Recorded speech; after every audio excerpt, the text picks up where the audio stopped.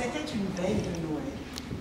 L'arbre était déjà tout garni, avec des bougies, des bobèges brillants, des oranges jaunes et des pommes rouges, des noix dorées et des joujoux. C'était vraiment un très bel arbre. Il était bien tranquille dans le salon, dont on avait fermé les portes pour empêcher les enfants d'y entrer le lendemain. Mais toutes les grandes personnes de la maison étaient passées pour admirer le sapin.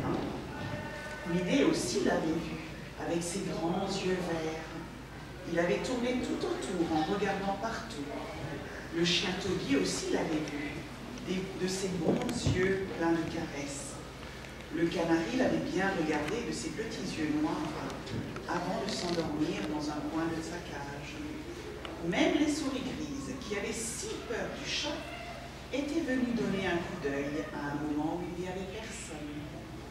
Mais quelqu'un n'avait pas vu l'arbre. C'étaient les araignées. Vous savez, les araignées vivent dans les coins ensoleillés dans les greniers, les coins sombres dans les caves. Et elles avaient bien compté venir voir le beau sapin, tout comme les autres personnes. Malheureusement, juste avant Noël, il y avait eu un grand branle-bas de propreté. Dans toute la maison, les femmes avaient couru partout, balayant, cirant, frottant, époussetant de la cave au grenier. Le balai passait dans les coins, pop, pop, et la tête de loup parcourait les plafonds, top, top. Les araignées se sauvaient de tous côtés. Personne ne pouvait rester dans la maison avec un pareil remue-ménage. Ça fait qu'elle n'avait pu admirer l'arbre de Noël. Les araignées sont curieuses.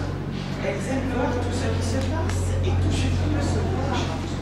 Aussi étaient-elles très ennuyées. À la fin, elles se dirent, si nous allons voir l'enfant, peut-être pourrait-il arranger cela. Elles y allèrent donc et lui dirent, cher enfant Jésus, tout le monde dans la maison a vu l'arbre de Noël. Et demain, les enfants le verront aussi. Mais nous, on ne le laissera pas entrer et nous ne l'aurons pas vu du tout. Tu sais bien que nous aimons les jolies choses. L'enfant eut pitié des araignées et il s'arrangea pour qu'elles puissent aller voir l'arbre. Le soir, quand tout le monde fut endormi, il les laissa toutes aller dans le salon. Les araignées descendirent du grenier, tout doux, tout doux. Elles montèrent de la cave, tout doux, tout doux. Elles se glissèrent sous la porte et entrèrent dans le salon. Il y avait là les grosses mères araignées et les papas araignées, les grands-pères et les grands-mères. Il y avait même les toutes petites, les bébés araignées. Elles grimpèrent, tout doux, le long des branches, jusqu'en haut. Elles grimpaient et elles admiraient. Elles étaient si contentes et l'arbre était si joli. Elles passèrent et repassèrent, tout doux, au bout des branches et sur le tronc, sur les joujoux, sur les bougies, partout. Alors, heureuses, elles retournèrent sagement dans le grenier, dans la cave.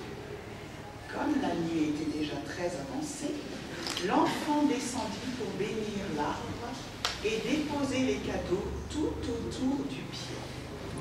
Mais quand il arriva devant le sapin, que pensez-vous qu'il vit sur l'arbre?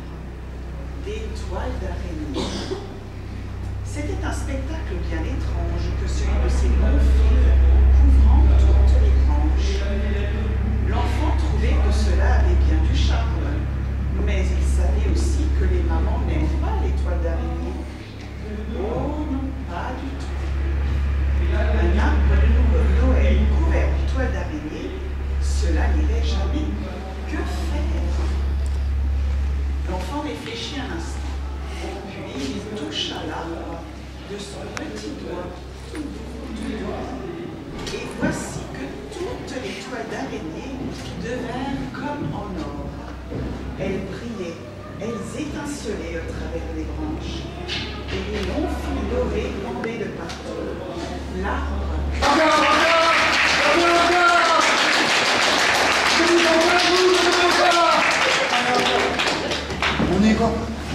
Mais, on est quoi? Le 15 décembre. 10 jours. 10 jours avant Noël. Merci, c'était très beau, mais il faut qu'on se